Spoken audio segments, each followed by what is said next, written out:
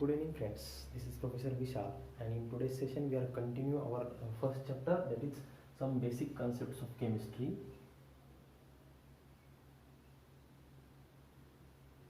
So this is already written, I just complete it.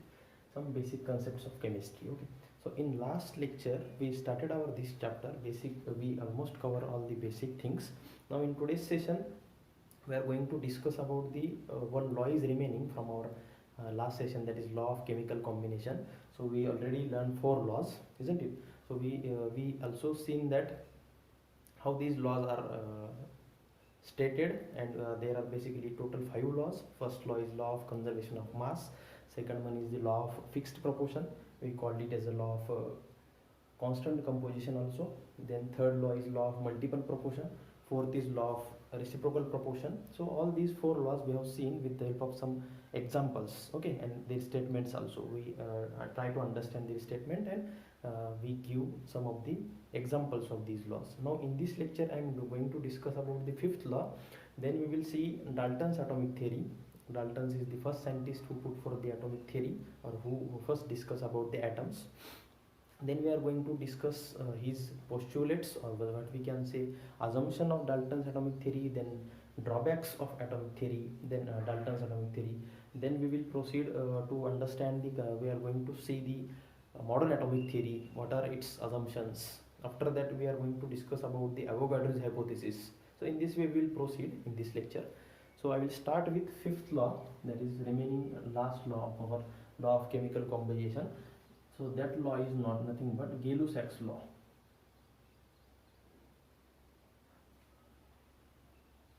Okay. So when we discuss about this law, according to the statement of this law, when two gases combine, when two or more gases combine to form third gas. Okay. So what Gay-Lussac stated, when two or more gases combine to form a third gas, then total number of reactants and total number of products what we are getting, they are always bear in a whole number ratio with each other. Okay, means what I am let us say I am taking one gas mixing with other gas in order to get third gas. Okay, so according to Gay-Lussac, whatever the number of what we can say the total reactant side and total product side, so they will appear in a whole number ratio, they will bear in a whole number ratio with each other. We will take one simple example of his law. So according to Gay-Lussac, I am giving you the example of Gay-Lussac's law. So let us say I am taking the simple example of hydrogen will combine with chlorine. Okay, we will get 2 times HCl, hydrochloric acid. Okay, so this must be in a gaseous form, this is also in gaseous form, so we will get this gaseous form. Okay, so if we see the ratio by volume particularly, so I can say here 1 volume of hydrogen is there, isn't it? Here 1 volume of chlorine is there, and here if you see 2 volume of HCl is there, isn't it? So means what, they appear 1:1:2. So what Gay-Lussac stated, that when we are combining 2 or more gases to get the third gas, isn't it? When we are combining 2 gases to get as the output as the third gas, then reactants on reactant side and on product side. So this is your reactant side, isn't it? And this is your product side, as we have already studied in the 10th standard, what is reactants and what is reactant side and what is product side. So according to Gay-Lussac, the ratio appears in a whole number, isn't it, with reactant and product. So if you see the example, ratio will get 1:1:2. Okay, so this is by volume. Here 1 means 1 mole of hydrogen, 1 mole of chlorine, here 2 moles of HCl, isn't it? So according to the Gay-Lussac's law, this is proven. Okay, so again we will discuss about this statement once more. Two gases combine to give 2 or more gases combine to give a third gas, then all the reactants and products bear whole number ratio with each other. Okay, so this is what Gay-Lussac stated, and you can take this example also. You can see as many as examples. For example, this is, let us say this is your first example. I am giving you one more example. When nitrogen combine with chlorine, isn't it? So I will get NH3, isn't it? So I can write here 1, 1 and 2. So in this way you can take any example, or we can say here 1 volume of nitrogen, 1 atom of nitrogen, 3 atom of nitrogens, and here you will get 2 atoms of NH3. So in this way you can easily put the examples. Most important thing is what, when we, so provided that these should be gases, huh? So this law is all about gases, most important thing. So according to statement, when we combine 2 or more gases in order to get third gas, then the reactant side as well as on product side, they will appear in a whole number ratio with each other. So this is what the statement of Gay-Lussac's law. So after this we will proceed. So these are nothing but the 5 laws. So we commonly call it as the laws of chemical combinations. Okay. So after this we are going to start Dalton's atomic theory. Okay.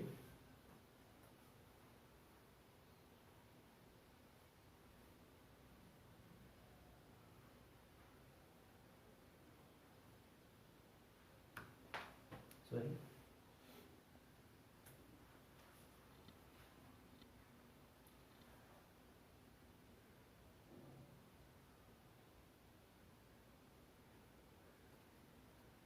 Dalton's atomic theory.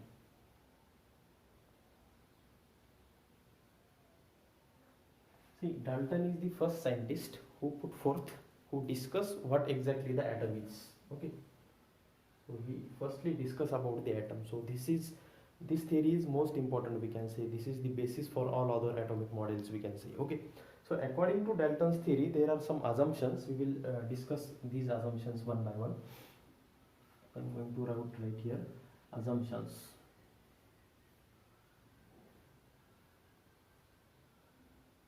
So he gives us nearly 6 to 7 assumptions. According to Dalton, firstly, what is atom?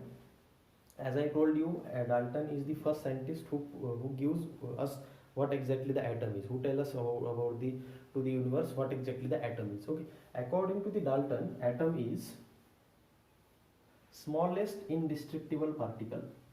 Smallest indestructible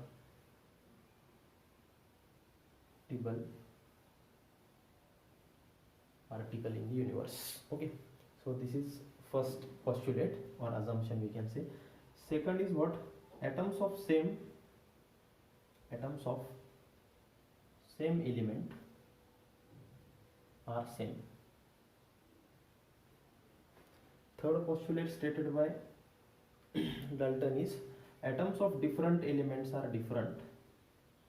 Atoms of different elements are different. Okay.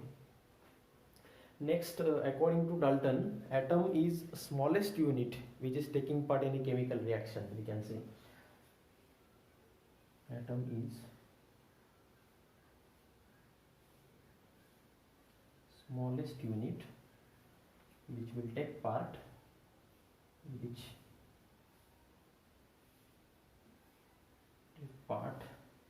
in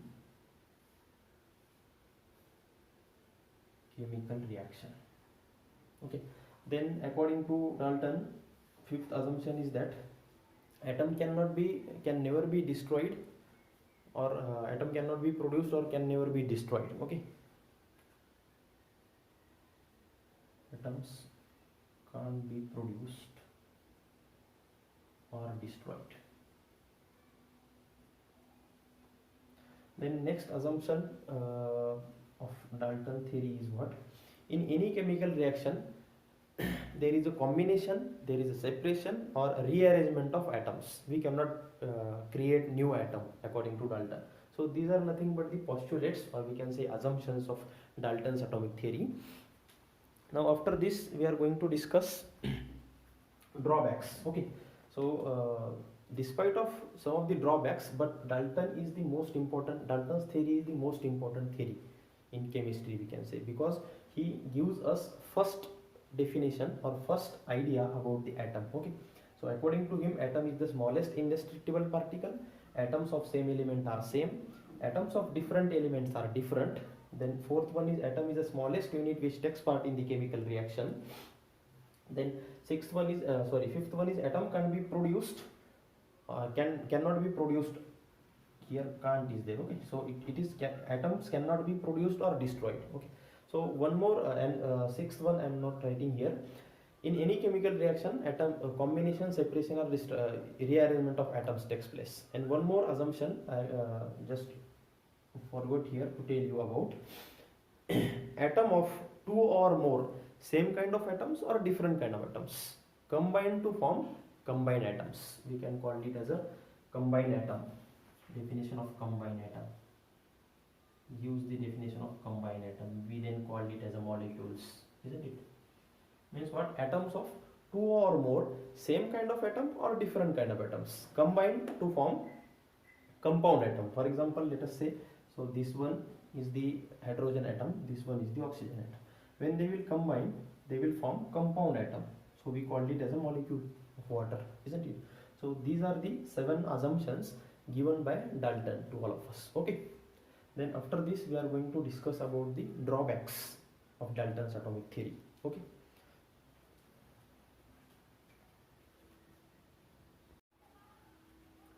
Okay, we will see, we already discussed about these assumptions, and in next part we are going to discuss about the drawbacks of this theory. Okay.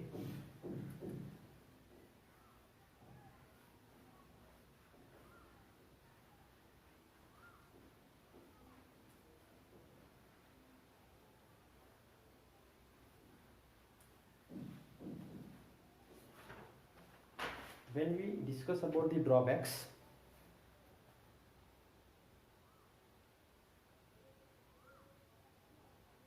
of Dalton atomic theory, see, or we call it as a demerits also. So first drawback, Dalton explains us, or Dalton gives us laws of chemical combination.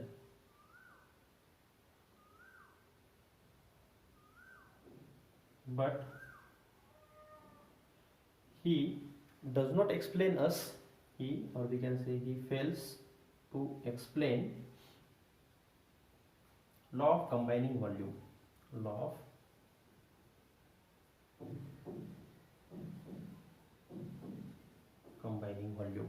Okay, so means what? He does not explain the law of combining volumes, or how atoms are combined in a by volume proportion. For example, if we take two elements and we are going to form a compound from these elements, so according to the law of combinations, the compounds are formed, but how they are combining by the volumes, so he fails to explain that.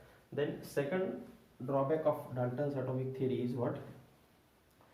He could not explain atoms of different element have different valencies. Means what? Different elements have different valencies. So he could not explain this thing. Means valencies means what? Number of electrons in its outermost shell. Okay, so he fails to explain this. Different atoms of different element have different valencies.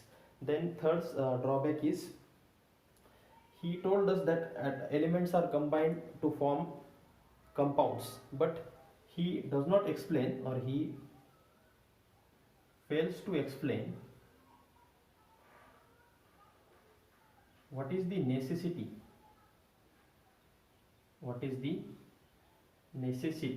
of compounds.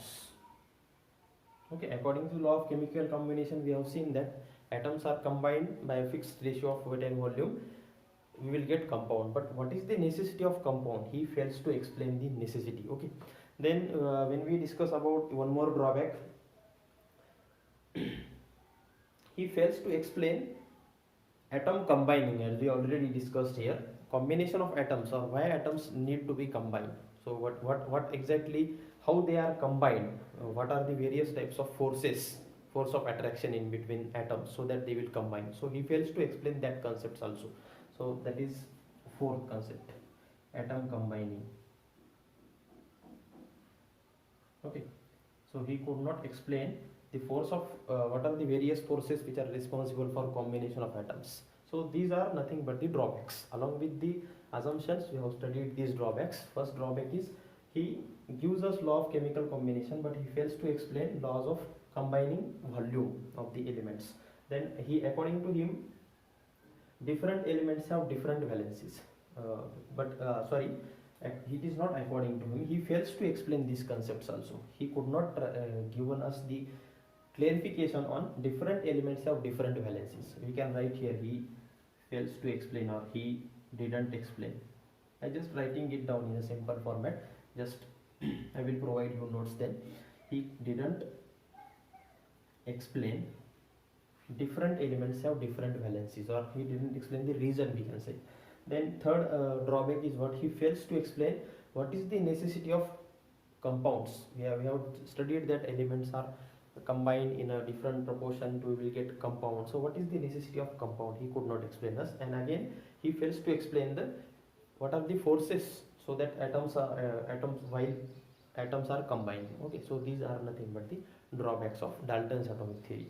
Now whenever there is a drawback, so these drawbacks studied by further scientists and they will put forth new theory. Okay, we have also seen in 10th standard. So after this, next atomic theory is there, that is known as modern atomic theory. Okay, now after this we will going to discuss about more detail about the modern atomic theory.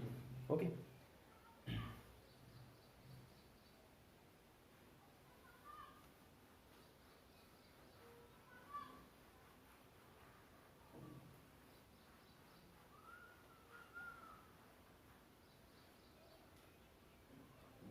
So we are going to study second atomic theory, that is modern atomic theory.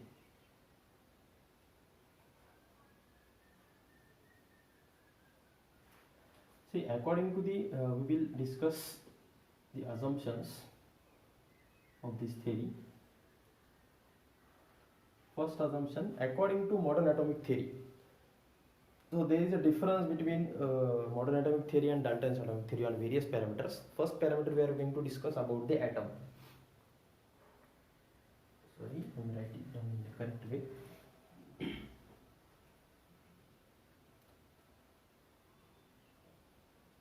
According to modern atomic theory, atom is the particle. Atom is the according to modern atomic theory, atom consists of subatomic particles such as protons, neutrons or electrons. Okay, so it consists of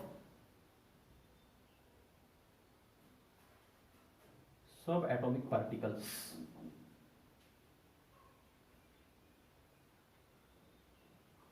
Atom consists of subatomic particles such as protons, neutrons and electrons, isn't it? So if number of protons we called it as atomic mass, then number of addition of protons plus neutrons we called as atomic mass number, isn't it? So this theory gives us more detail about the atom. According to modern atomic theory, atom consists of subatomic particles such as protons, neutrons and electrons. Okay, so again there is a difference between assumption of Dalton and modern atomic theory on the basis of, according to Dalton, on the basis of atom. Okay, according to Dalton, atom of the same element are same. Okay, but according to this theory, atoms of same element may be different. Okay, he put forth, in order to explain this concept, he put forth the concept of isotopes, isn't it? Isotopes means what? Same element having same atomic number, or atoms of the element having same atomic number but different mass number, isn't it? Element with same atomic number but different mass number. For example, if I am going to take the example of isotopes, hydrogen. Okay, hydrogen is the element having 3 isotopes. First one is known as protium, having atomic mass number is 1. Second one is deuterium, atomic mass number is 2, and third known is tritium, whose atomic mass number is 3. Okay, so in this way, by putting the concept of isotopes, modern atomic theory stated that atoms of same element may be different, isn't it? Means isotopes are nothing but the elements with same atomic number but different mass number. Then third assumption or third concept put forth by modern atomic theory is what? Again, it is completely different from Dalton's atomic theory. According to Dalton, atoms of different elements are different, but this theory stated that atoms of different elements may be same, isn't it? So for this, he put the concept of isobars, which is completely opposite to isotope.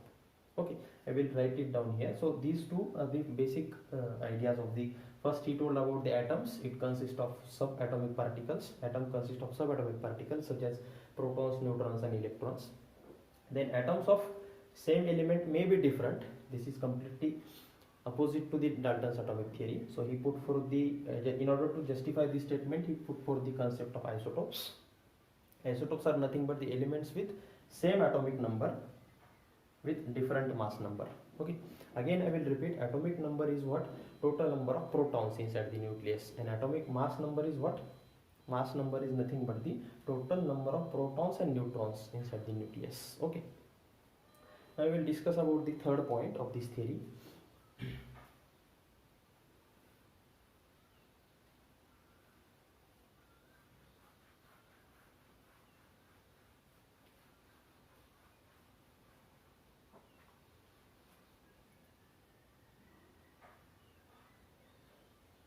Atoms of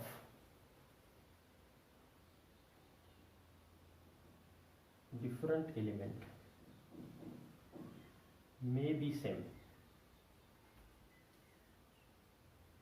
Dalton stated that atoms of different elements are different, but according to this theory, atoms of different elements may be same. In order to justify this statement, he put forth the concept of isobars. Now, question arises here, what do you mean by isobar then? See, basically isobar is completely opposite to isotope. Isobar is nothing but the elements with same mass number but different atomic number. Okay, so in case of isotopes, elements with same atomic number but different mass number, but in case of isobars, elements with same mass number but different atomic number. So he explains that atoms of different elements may be different, so for which he uses the concept of isobars here. Okay,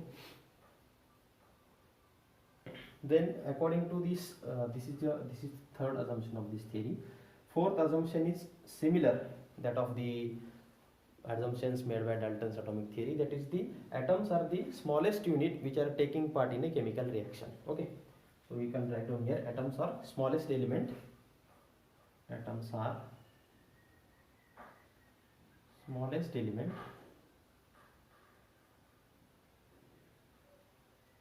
which takes part in chemical reaction.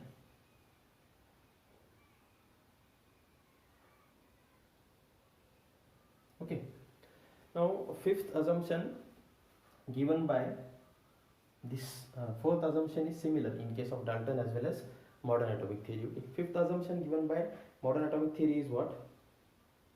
Atom may or may not combine in a complex ratio, or generally we can write here, atoms combine in a complex ratio. What do you mean by this complex ratio? So for which I will give you one example. So in taking example of sucrose, C12H22O7, we commonly called it as a table sugar. Okay, so if you see in this compound, 12 atoms of carbon are there, 22 atoms of hydrogen are there, and 7 atoms of oxygen are there. Whether they are in a simple ratio, no, they are available in this compound in a complex ratio, though they are forming the compounds, that is we are getting sucrose. So in this way, according to the modern atomic theory, atoms combine in a complex ratio. Atoms may combine in a complex ratio. This is given by the Dalton's modern atomic theory. According to Dalton, he cannot give us the combination or how atoms are combined, isn't it? So here this drawback is eliminated by modern atomic theory. Okay, so this is what the complex ratio, atom compounds available in complex ratio, isn't it? So these are the 5 ideas or 5 concepts given by modern atomic theory, and one more concept is there. According to this, atom of one element may change into other.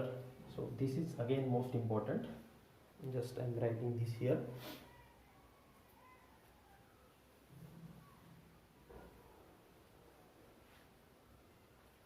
That is sixth one. Atoms of one element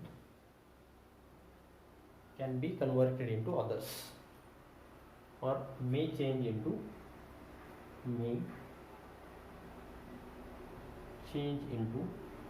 other. How this is? For example, we have seen the I am giving the example of fission process. So what will happen in fission process, particularly in nuclear power plant? So let us say I am using uranium as the fuel, okay, and bombarding electrons on this uranium atom. I will get protonium as the new atom. So this is what atoms of one element may be changed into other. So this is by this fission process, in this fission process. So this is also concept given by modern atomic theory. And one more last concept is there, that is atoms of an atom can be mass of an atom can be converted into energy. We might have known this, that is common principle given by Einstein, E equal to mc square, that is law, theory of relativity. Means what? Mass of atom can be converted into energy, isn't it? So in this way, this is all about the modern atomic theory. We will discuss in our next session about the Avogadro's hypothesis, we can say, and further details. Okay.